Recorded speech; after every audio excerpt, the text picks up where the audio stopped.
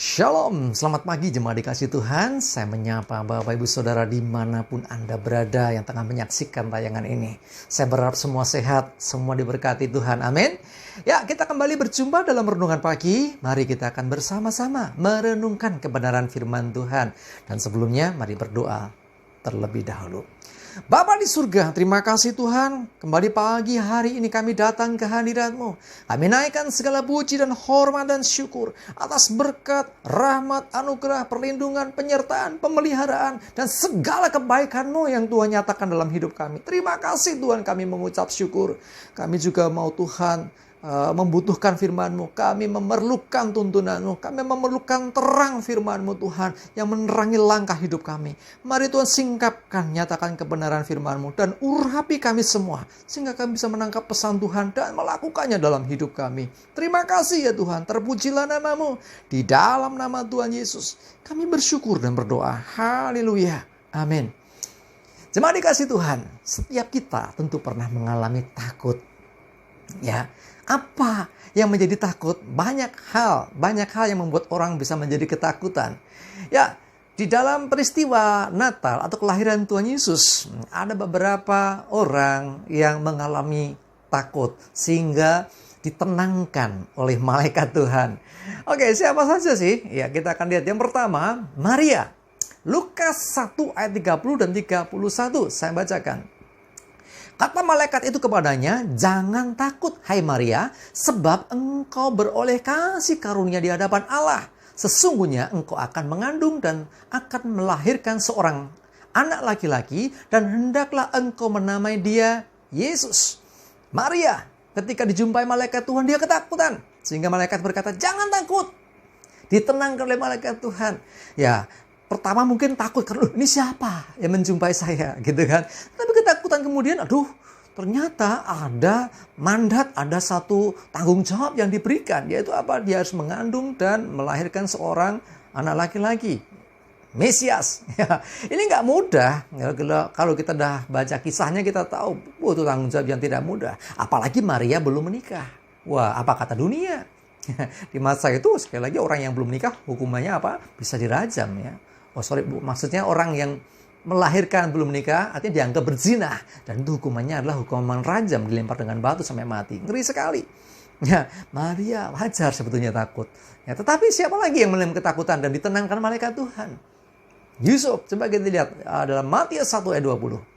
Tetapi ketika ia mempertimbangkan maksud itu, malaikat Tuhan nampak kepadanya dalam mimpi dan berkata, "Yusuf anak Daud, janganlah engkau takut mengambil Maria sebagai istrimu, sebab anak yang di dalam kandungannya adalah dari Roh Kudus."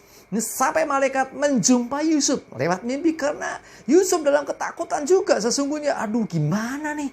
Waduh, Maria udah hamil padahal aku tidak berbuat apa-apa dengan dia. Ya. Jadi ada satu ketakutan juga dalam diri Yusuf, tapi malaikat Tuhan menenangkan Yusuf, "Jangan takut." Ya, jadi ketakutan sebenarnya reaksi manusiawi ya, karena tergantung apa yang terjadi. Ya, kalau hal-hal yang terjadi ini sebenarnya memang secara manusia wajar takut. Ya, tetapi Tuhan meneguhkan, menguatkan lewat malaikatnya supaya jangan takut. Siapa lagi yang mengalami takut? Coba Lukas 2 ayat 10 dan 11. Saya bacakan, "Lalu kata malaikat itu kepada mereka, jangan takut, sebab sesungguhnya aku memberitakan kepadamu kesukaan besar untuk seluruh bangsa. Hari ini telah lahir bagimu juru selamat, yaitu Kristus Tuhan di kota Daud. Gembala-gembala di Efrata juga mengalami takut, karena tiba-tiba ada malaikat Tuhan menjumpai mereka. Sehingga mereka, wow, ini siapa? Dan mereka akan melihat, loh, siapa tuh kami? Gembala-gembala, orang yang tidak terlalu diperhitungkan, orang-orang biasa lah istilahnya. Tetapi sampai malaikat Tuhan menjumpai mereka. Dan kedatangan malaikat Tuhan menenangkan mereka. Jangan takut. Karena kedatangan malaikat itu membawa pesan. Yaitu apa? Ada pesan bahwa hari ini telah lahir juru selamat. Jadi sesungguhnya kesukaan besar yang disampaikan. Awalnya takut, tetapi kemudian mereka bersuka cita. Sudah dikasih Tuhan, Yusuf, Maria, dan gembala-gembala semua dijumpai Tuhan. Memang ada dijumpai lewat mimpi seperti Yusuf ya. Tetapi intinya adalah supaya mereka jangan takut. Karena ada sesuatu yang Tuhan sedang kerjakan. Karena yang terjadi sesungguhnya adalah penggenapan janji Tuhan. Tuhan menjanjikan Mesias dan sudah sekian tahun, sekian ribu tahun bahkan dinanti-nantikan sejak zaman Adam loh itu janji Tuhan itu, dan akhirnya digenapi dengan kedatangan Yesus ke dunia ini. Saudara dikasihi Tuhan, mungkin kita juga kadang mengalami takut, menghadapi sesuatu takut.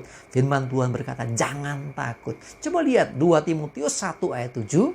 Saya bacakan, sebab Allah memberikan kepada kita bukan roh ketakutan, melainkan roh yang membangkitkan kekuatan, kasih, dan ketertiban. Ya, jadi Tuhan tidak memberikan roh ketakutan. Jadi kalau kita ketakutan, hati-hati. Seringkali justru itu bisa saja perbuatan roh jahat. Iblis mengancam, iblis mengintimidasi, menakut-nakuti. Ya, kadang-kadang juga karena pikiran kita. Intinya ketakutan bermula dari pikiran kan. Jadi kita memikirkan hal-hal yang negatif. Kalau kita memikirkan hal yang positif, kita tidak perlu takut. Tapi kalau pikiran kita penuh dengan hal yang negatif, seringkali dan semua pantasnya masih takut. Kalau orang mikir negatif, masih takut intinya itu. Jadi kalau kita mikirnya positif, kita pasti akan, oh gitu ya. Kecuali ada satu sih yang positif bikin takut. Takut positif corona. Ya, itu pasti pikiran negatif. Waduh, corona berarti kan negatif ya. Tapi hasil tesnya positif, masih takut. Nah, tapi dalam Tuhan, sekali lagi jemaat dikasih Tuhan, kita mesti berpikir positif. Karena ternyata berpikir positif itu juga membantu imun tubuh. Ya, termasuk makanya hati yang gembira. Orang yang gembira hatinya positif. Orang yang takut gak bisa gembira, saudara. Oh, hati yang gembira adalah obat yang manjur. Ayo, intinya yang ingin saya sampaikan hari ini, seperti juga dialami oleh Yusuf, Maria, dan gembala-gembala. Mereka mengalami situasi, walaupun berbeda-beda situasinya, tapi mereka sempat mengalami takut. Yusuf takut mengambil Maria jadi istri. Maria takut karena ada pesan Tuhan yang tidak mudah yang harus dia jalani.